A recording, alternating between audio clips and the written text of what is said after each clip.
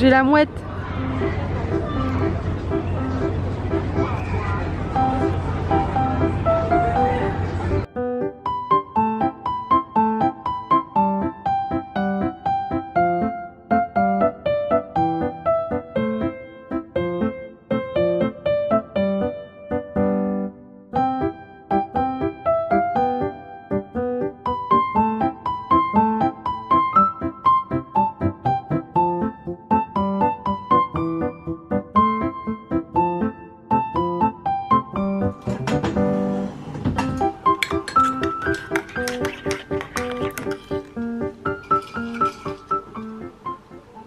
Bonjour à tous et à toutes, on se retrouve aujourd'hui pour le vlog numéro 3 du challenge été glacé de Nina Quill. J'ai préparé un petit, j'en ai déjà bu mais j'ai préparé un petit chocolat chaud végétal, donc c'est du lait de soja et du chocolat.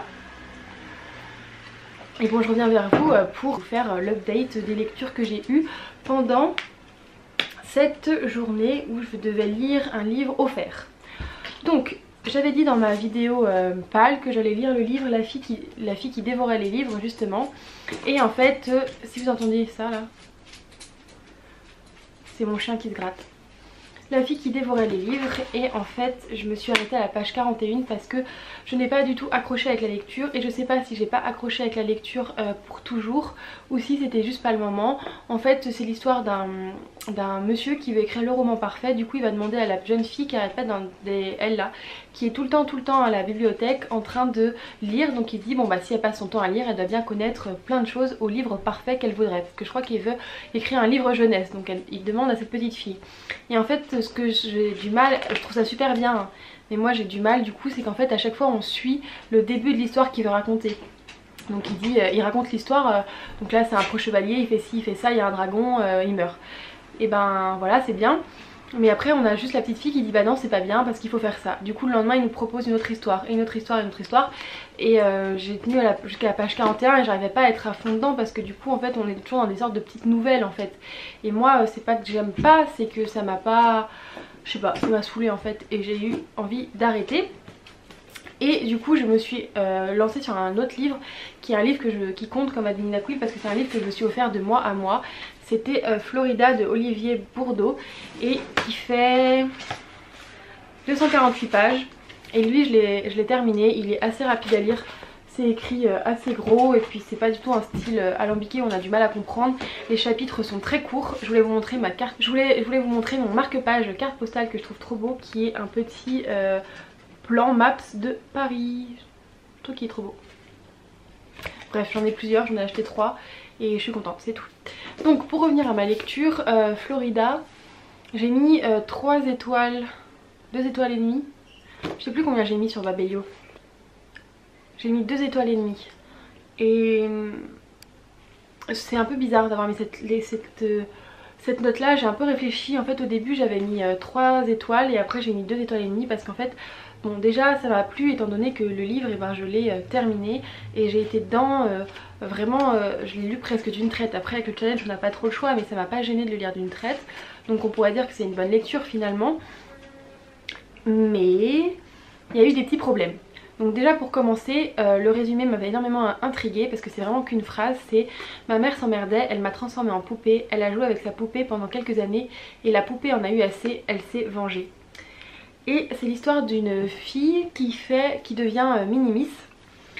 Et parce que sa mère décide, en fait à l'anniversaire de ses 7 ans, elle fait un concours et elle gagne. Et sa mère après elle devient complètement folle, elle veut lui faire tous les concours du monde et elle veut qu'elle gagne tous les concours de mini-miss. Et elle devient complètement folle quoi, elle lui fait recoudre l'oreille, elle lui épile les sourcils, elle lui met de l'autobronzant tout le temps. Elle comprend bien que sa fille elle en a marre et pourtant elle arrête pas et ça devient plus un plaisir mais une grosse corvée. Et du coup elle se rebelle complètement contre ses parents et voilà, il va s'en suivre plein d'aventures. On va la suivre plus grande quand elle nous explique ce qui s'est passé dans son enfance jusqu'à aujourd'hui.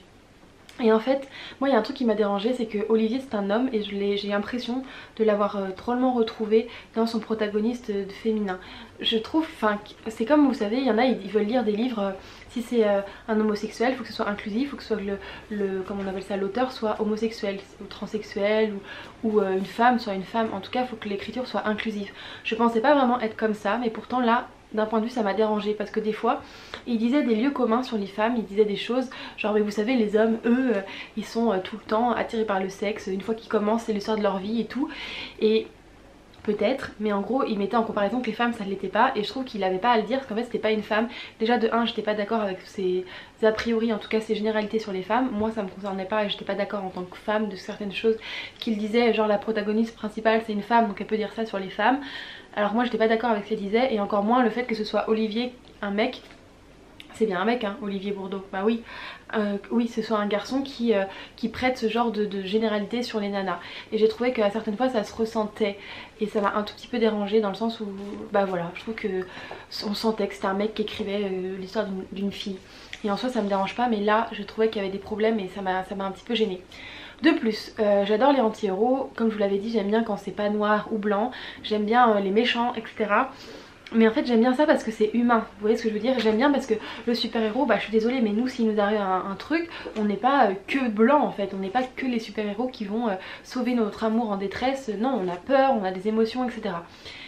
Et ben voilà, là au lieu d'être trop blanc son personnage était trop noir et du coup ça me l'a, je me suis dit mais tu aimes parce que du coup c'est pas encore, c'est pas quelqu'un où tout est beau, tout est gentil, qui va être pétri de principes et avoir plein de valeurs et qui va pas faire de conneries. Mais là c'est trop dans l'autre sens, ça me paraissait clairement trop irréel. C'était une boule, cette fille c'était une boule d'égoïsme et de nombrilisme et de haine en fait. Et je suis tout à fait d'accord que ça peut être le cas dans la vie, et je suis tout à fait d'accord que ça existe, mais du coup j'avais du mal à m'attacher à ce personnage là. Je trouvais qu'elle était vachement centrée, alors pour avoir vécu des choses dans son enfance, on peut avoir du coup des conséquences dans l'adolescence etc. et vouloir se rebeller contre ses parents etc. Mais moi je trouve qu'elle était égoïste avec tout le monde, et ça c'est pas parce que t'as fait minimis et que t'en veux à ta mère d'avoir gâché ton enfance que tu dois être une conne avec tous tes amis ou les gens qui t'entourent. Tu peux mal tourner et c'est clairement ce qu'elle a fait, mais du coup moi ça me l'a rendu antipathique et presque irréel. Je vais vous lire ce que j'avais mis sur le Instagram du coup, ce que j'ai fait une petite photo pour parler de ce livre là. Donc j'ai dit: je ressors mitigée de cette lecture. Alors oui, je l'ai lu très rapidement, je me suis laissée glisser au fil des pages. J'ai été emportée par la plume incisive, les chapitres courts, le rythme rapide de cette lecture. J'ai aimé le sujet des minimis et de l'impact des parents sur notre vie, notre mental et notre futur. Pourtant, la protagoniste Elisabeth m'a irritée tout au long de la lecture. Pour moi, c'est un anti-héros, et même si j'apprécie cela, non, même si j'apprécie car cela la rend humaine, elle est presque trop dans l'excès de la vengeance et la haine pour la rendre réaliste à mes yeux. Elle manque d'empathie et est profondément égoïste. Ça m'a empêchée de plonger dans cette histoire avec mon cœur et en gros de m'attacher au personnage et me sentir investie auprès d'elle. Elle méritait pour moi d'être moins entourée. Et finalement, toutes les 3 pages, l'auteur parle de son intelligence. Et bien moi, je cherche encore l'intelligence soi-disant si particulière de cette héroïne. Mais ça je suis d'accord, toutes les 3 pages il dit elle avait une intelligence particulière, en plus d'être jolie, c'était son intelligence, pourquoi sa mère le voyait pas, qu'en fait elle était intelligente. Même son meilleur ami à un moment il dit t'es la fille la plus intelligente que j'ai jamais connue, mais la plus égoïste, et ça du coup j'étais d'accord. Je crois que c'était la plus égoïste qu'il a dit, en tout cas la plus intelligente mais la plus conne. Bon bref, en gros t'es trop intelligente mais tu fais trop de la merde dans ta vie. Bah en fait moi je suis d'accord qu'elle fait de la merde dans sa vie, mais en fait j'ai pas vu où transpirer l'intelligence quoi. Ses réactions non, ses dialogues non plus, ses réflexions non plus. En tout cas peut-être qu'elle l'était mais on l'a pas vu à travers ce roman. Peut-être qu'ils n'ont pas donné suffisamment la part belle à des émotions, à des réflexions un peu intelligentes qu'elle aurait pu avoir, parce que là en ayant suivi ce personnage 300 pages, je me dis à quel moment il est plus intelligent qu'une autre. Parce que pour marquer que quelqu'un est vraiment intelligent, c'est vraiment qu'il doit avoir une intelligence un petit peu supérieure à la moyenne, sinon c'est juste un humain normal. Du coup ça j'ai pas compris. J'ai pas compris où est son intelligence. Bon, tout ça pour dire que du coup c'est ça qui m'a rendu cette lecture mitigée, mais sinon j'ai beaucoup... Et puis c'est le prix du coup. Payer 19 €, forcément on est plus dur avec une lecture que si je l'avais payé moins cher. Là c'est 300 pages, c'est pas très long.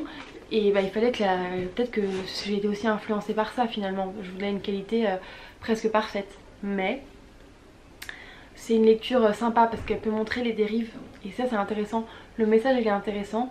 Et du coup je trouve que c'est important de... C'est presque important de le lire. C'est juste que moi l'héroïne elle m'a saoulée. Je sais pas. J'aimerais bien en parler avec quelqu'un qui l'a lu parce que moi-même je suis, comme je l'ai dit, mitigée et je sais pas vraiment quoi penser de cette lecture. Donc voilà, donc j'ai eu un abandon finalement et cette lecture que j'ai terminée. Qu'est-ce que j'ai lu d'autre? Je crois que c'est tout ce que j'ai fait. Donc pour le challenge, le prochain vlog, manger une glace. Bon bah moi j'en ai pas mangé aujourd'hui. J'en ai mangé une et je vous ai pas filmé. Vous savez les tubes là comme ça. Je vais vous les montrer. J'ai trouvé Yeti, vous savez les glaces comme ça. Et elles sont bio. Du coup bon bah voilà, check pour le challenge glace. C'est froid. On va préférer le...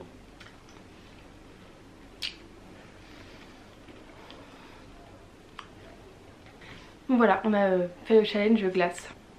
Donc demain il faudra lire le livre noélique. Et ça, je sais pas où il est. Il est là, non?